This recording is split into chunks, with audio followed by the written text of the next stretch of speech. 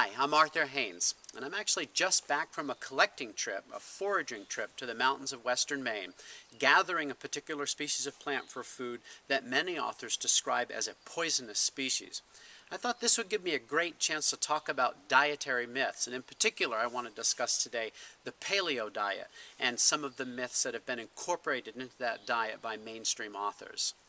This particular species that I was gathering in western Maine is called eastern black nightshade, and it belongs to a group of species that occur over the United States that are often referred to as the Solanum nigrum complex. And as you can guess from its common name, this species belongs to the nightshade family, which includes things like tomatoes and potatoes. Now, some paleo diet authors write that you are not supposed to consume members of the nightshade family because they were not eaten by indigenous people. This turns out to be false, and there are many examples of nightshades that were consumed by indigenous from right here on the North American continent. A great example is the plant that I went to gather. This group of species were eaten by several groups, including the Cherokee, who ate the leaves as a pot herb, which are supposed to be poisonous, but in fact aren't. And on the west coast, we have groups like the Mendocino and the Tabatalabal who consume the berries as food. What indigenous didn't consume is the modern cultivated tomato, because of course this was not widely cultivated around the world until the Europeans brought it back to their continent in the 1500s. Some paleo diet authors write that you are not supposed to consume salt because salt was not consumed by the indigenous people.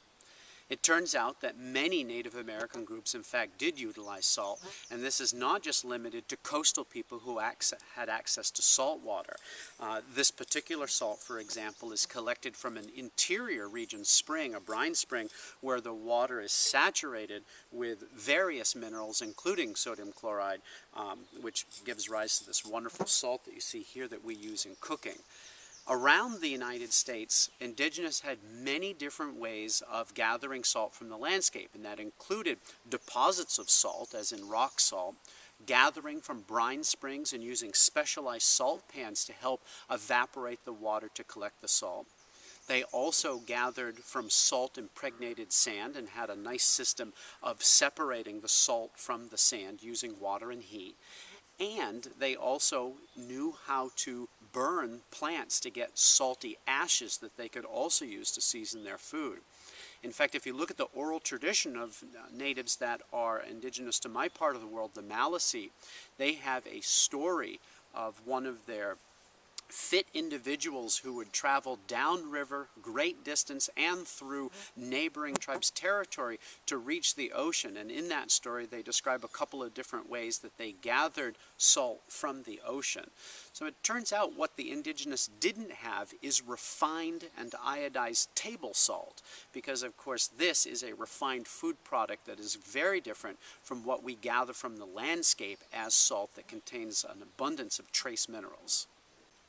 Many paleo diet authors write that you are not supposed to consume grains because grains were not eaten by the indigenous people. Remember that a grain is the fruit of a grass.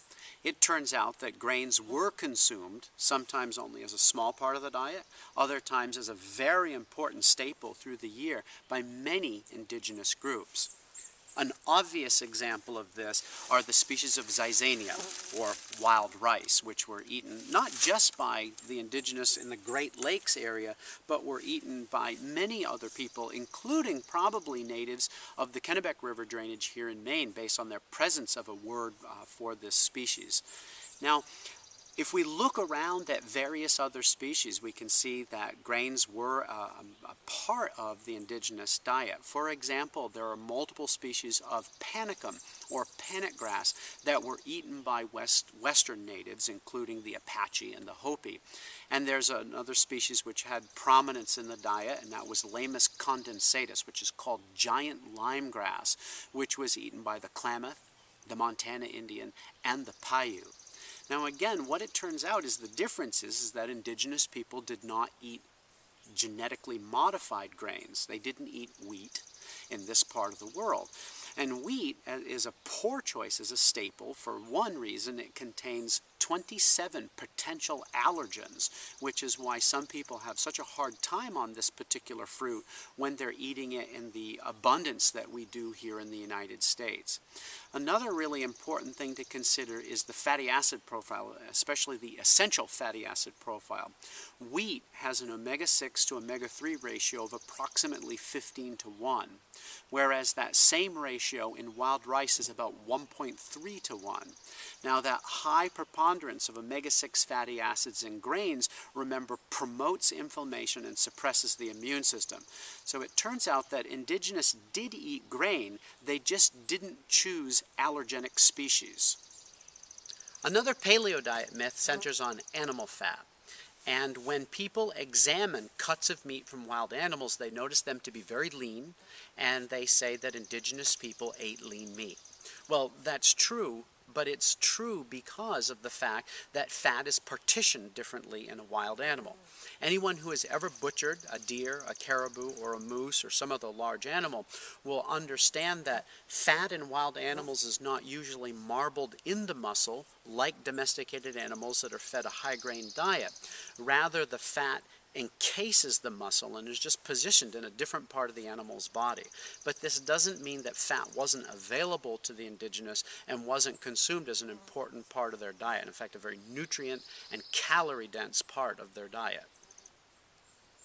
Now, another item that paleo diet authors often write about is that you are not supposed to consume any sweeteners because they were not eaten by indigenous people.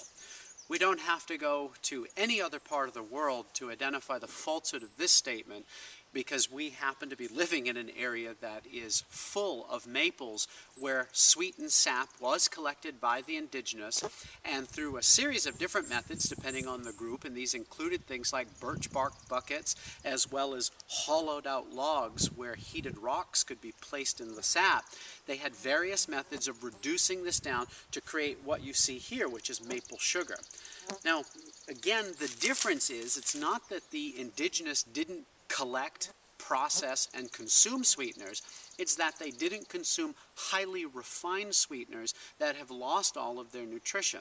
Using maple sugar and maple syrup as examples, we're talking about a sweetener that contains vitamins, minerals, and antioxidants. Now, you may say, well, they just didn't consume very much of it, and though that may be true over the course of the season, there are plenty of stories from the ethnobotanical records of men going to the sugar camps, these were natives of the Great Lakes region, who consumed very little other than the maple syrup that they were producing as a source of sustenance while they were working on gathering sap and reducing it down to maple sugar, which was a really important trade good for them, as well as a way of storing that wonderful sweetness and that nutrition that we get from the maple trees. And we see maples being used around the country. Anywhere they were large enough to tap, we see indigenous having tapped them to create a sweetener.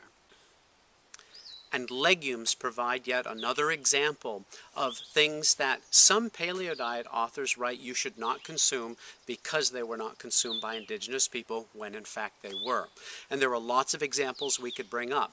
Remember that the legume is the fruit of members of the pea or bean family.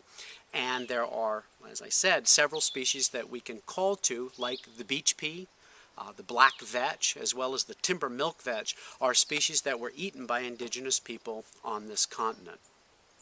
So what am I trying to accomplish with today's video? Well, I'm not trying to dictate what you eat.